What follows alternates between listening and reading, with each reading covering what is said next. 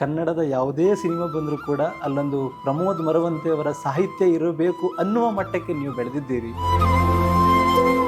ನಿಮ್ಮಲ್ಲಿ ಸಾಹಿತ್ಯ ಹುಟ್ಟಲಿಕ್ಕೆ ಏನಾದರೂ ಕಾರಣವಾಯಿತಾ ಅನ್ನೋ ಪ್ರಶ್ನೆ. ಏನೇ ಟೆನ್ಷನ್ ಇದ್ದರೂ ಕೂಡ ನೀವು ಒಬ್ಬರೇ ಒಂದು ಶಕ್ತಿ ಸಂಬಂಧ. ಚಿತ್ರ ಸಾಹಿತ್ಯ ಆಗಿ ಕನ್ವರ್ಟ್ ಆಗಿದ್ದು ಹೇಗೆ ಅಂತ ನನಗೆ ಓದಿ ಆಮೇಲೆ ಅಂದರೆ ನನಗೆ ಇದು ನಂದಲ್ಲ ಅನ್ನೋದು ಅನ್ಸೋದಕ್ಕೆ ಶುರುವಾಯಿತು. ಹೆಂಡತಿಗೋಸ್ಕರ ಯಾವ್ದಾದ್ರು ಹಾಡು ಬರ್ದಿದ್ರೆ ನಾ ಬರೆಯೋ ಎಲ್ಲ ಪ್ರೇಮ ಗೀತೆಗಳು ಅವ್ರಿಗೆ.